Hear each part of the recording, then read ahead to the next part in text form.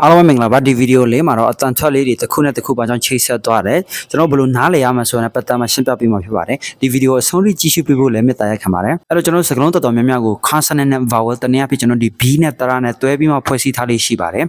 အဲ့တော့ကျွန်တော်တို့ဒီစာကြောင်းတစ်ကြောင်းမှာဆိုရင်စကားလုံးတစ်လုံးနဲ့တစ်လုံးကြားမှာရှိ b အတန်နဲ့တရအတန်ဟာဆိုရင်ကျွန်တော်တွဲသွားတဲ့အတန်ကိုပူးပြီးမှထွက်ပေးရတာဖြစ်ပါတယ်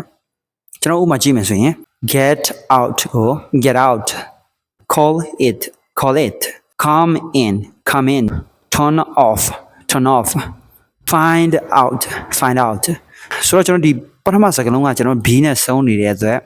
ဒုတိယစကားလုံးရဲ့အစတရအတန်နဲ့တွဲသွားတဲ့အချိန်မှာကျွန်တော်အတန်လေးတွေကပူးသွားပါကျွန်တော်နောက်ထပ်ဥပမာကြည့်မယ်ဆိုရင်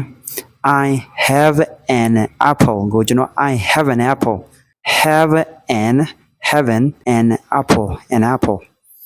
She is an old friend of mine. She is an old friend of mine. She is an old friend of mine လို့ပြောမယ်ကျွန်တော်ပြီးတော့စကားလုံးတစ်လုံးနဲ့တစ်လုံးကြားမှာဆိုရင် consonant နဲ့ consonant အတန်လေးတွေကတူနေတယ်ဆိုကျွန်တော်ကအတန်ကိုတတန်မဲ့ထွက်ပေးရပါတယ် black coffee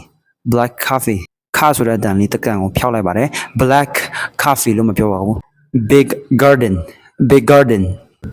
red dress sit down first day စကလုံးတစ်လုံးနဲ့တစ်လုံးကြားမှာရှိတဲ့ b အတန်လေးတွေကတူနေဆိုကျွန်တော်တို့အတန်တန်ကိုဖျောက်ပြီးမှထွက်ပြီးလို့ရပါတယ်နောက်ပြီးတော့စကလုံးတစ်လုံးနဲ့တစ်လုံးကြားမှာတရအတန်လေးတွေပဲဖြစ်နေမယ်ဆိုရင်ကျွန်တော်တို့ဝါတုံဟိုရဆိုတဲ့အတန်လေးနဲ့ကျွန်တော်ထွက်ပေးရပါတယ်ကျွန်တော်ဥပမာကြည့်မယ်ဆိုရင် go out go away she isဆိုတော့ကျွန်တော်ဒီဗီဒီယိုနားလည်မယ်လို့ထင်ပါတယ်ဒီထက်ကောင်းတဲ့ဗီဒီယိုကျွန်တော်စူးစမ်းမှတင်ဆက်ပေးမှာဖြစ်တဲ့အတွက်ကျွန်တော်ဒီ channel ကို subscribe လုပ်ထားပေးပါအားလုံးကျေးဇူးတင်ပါတယ်